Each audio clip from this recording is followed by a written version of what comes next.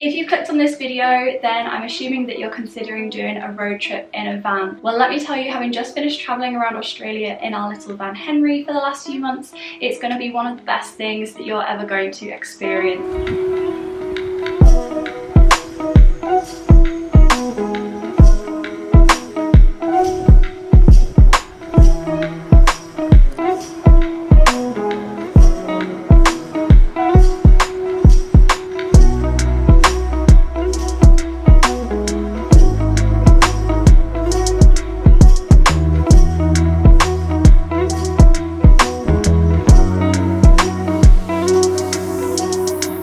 However, it's definitely not going to be without its ups and downs. So looking back, there's so many things that I wish I would have known before we set off on our road trip that would have just made things that little bit easier. So today I'm going to share 10 of them with you. Some of them are a little bit specific to Australia. However, the vast majority do apply to road trips in general. So sit back, grab a pen and paper and enjoy. Number one is specific to Australia, so if you are considering crossing the land border between Northern Territory and Western Australia, be aware that you cannot take certain produce across.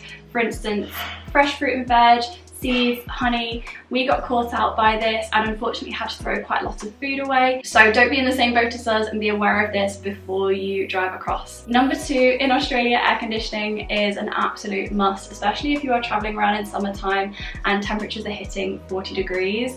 You're going to want to make sure your air conditioning is working in your van before you head off, and go to a garage that specialises in this as well. Don't just go to any old garage because lots of them don't do it correctly. We got our air conditioning regassed when we were up in Cairns and it made such a difference. We didn't realise how badly it was working beforehand, and I'm so glad that we had it when we were in Darwin because we needed it because it was hitting 40 degrees. So definitely you want that air conditioning. Also make sure you have a couple of fans to go in the back of the van. You will thank me later for that, particularly when you're sleeping and it's hot, because otherwise if you want to be safe and you want to lock all the doors and everything, you are going to be sweating in the back of that van if you have no fans running, because realistically you're not going to be able to have your air conditioning on in the cab. So fans for the back of the van are a must. Number three, if your van's like ours and doesn't have cooking facilities inside, you might want to consider going to bed early, such as like 8:30ish, and then waking up early, because otherwise if you're going to bed late and you're trying to cook your evening meal in the dark, this can be a little bit awkward.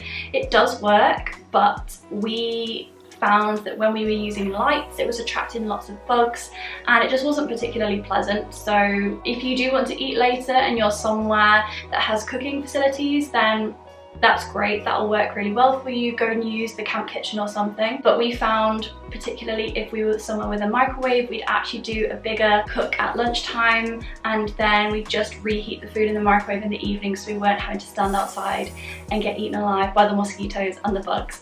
Which brings me on to point number four. Fly nets or mosquito nets are a must. We actually set off without ours on the van and regretted it almost instantly. So it might be a little bit annoying and not the prettiest to have these up on the van, but you will be so grateful that they're there, particularly when it's hot, because it means you can sleep with the doors open at night but not get eaten alive by all the bugs. Also consider getting a head net if you are traveling to Western Australia at certain times of the year, just because the flies are literally like nothing you've ever seen and you will be absolutely covered in them. Number five, just be aware that Google Maps isn't always accurate when it comes to road conditions. It might show that there is a road, but it doesn't always necessarily tell you what type of road. So it might be that it looks like it's a large road, but it might actually be that it is a dirt or a gravel road. And we also found that the large maps and atlases don't always give you accurate road conditions either. So it's definitely worth trying to find a smaller local map, and these are much more accurate. We found that this was definitely the case in outback Queensland, visiting places like Undara and Cobble Gorge. The maps said that the roads were one type of road, and when we got there they were actually a completely different type of road. So we definitely had some fun journeys where we thought it was going to be sealed or gravel, and it turned out to be basically a dirt road, which we weren't expecting. So definitely check the roads. Don't just assume that because they're on Google Maps they're going to be a sealed road. Number 6 is it's important to check the seasons and weather conditions, particularly in Australia. So for instance, monsoon season in Northern Territory and cyclone season in Northern Western Australia, as well as forest fires and scheduled burns. Also, think about wildlife that you want to see as well whilst you're travelling, because that will affect the time of year that you're travelling to different places, such as seeing the whales and avoiding things like jellyfish as well. Also be aware that it's not advisable to travel at night on rural roads. Even the A1 motorway becomes a single lane each way when you're sort of north of Brisbane, to be honest. So just be aware of that, because you really don't want to be driving on that at night, because you might end up hitting things like kangaroos, and you don't want to be doing that because they're pretty big. Number 7, we were introduced to ant powder in Northern Territory, and I wish we had known about this beforehand. So you just sprinkle it around anything that comes into contact with the ground, such as like tents, canopies, the wheels of your van, and it just stops the ants being able to crawl up into the van. So unfortunately, we weren't aware of this, and we ended up with a huge ant infestation when we were in Kakadu National Park, and we had to throw away so much of our food. They literally chewed through the packaging of rice, of pasta, you name it. They were in everything in the van, and we had to take everything out and try and get rid of these ants, and once they're in there it's really hard to get them out again. So definitely best to try and deter them in the first place rather than fix it retrospectively like we did. Number 8, this might sound really silly, but check that your spare tyre is in good condition. Ideally you want a full-sized spare, not just a space saver, and that you have a tyre pump as well. If you just have a space saver, or if you don't have a spare tyre, definitely consider getting one if you're going to be travelling to the middle of nowhere, because it's unlikely that the breakdown truck is going to be able to come and get you if you're in the middle of nowhere. And you might also find that the place that you're visiting or the nearby towns don't have the tyre that you need if you burst a tyre or lose a tyre like we did. So definitely worth having a spare. I know some vans even have 2 spares, so definitely check that spare, and if you don't have one, consider getting one. Number 9, this one's kind of common sense, but I wanted to add this one in here anyway.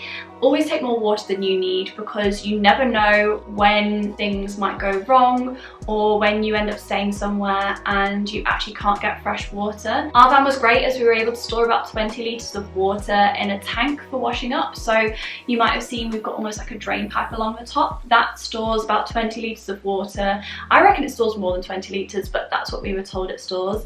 And that one's really great for sort of washing up, or if we needed to give the van a quick clean, anything like that. Sort of, I'd say, slightly dirty water. I'm sure we could have drunk it if we wanted to, but we actually kept 2 big bottles of drinking water in the van as well, so we had another 20 litres of water in the van to drink. So definitely make sure you have a lot, because when it's hot you get through so much water and you never know when you might need it. And finally, number 10, when it comes to places to stay, if you're free camping, it's worth having multiple options in case things don't work out. For instance, you might get there and it's busy, it doesn't seem safe, you can't get there in time.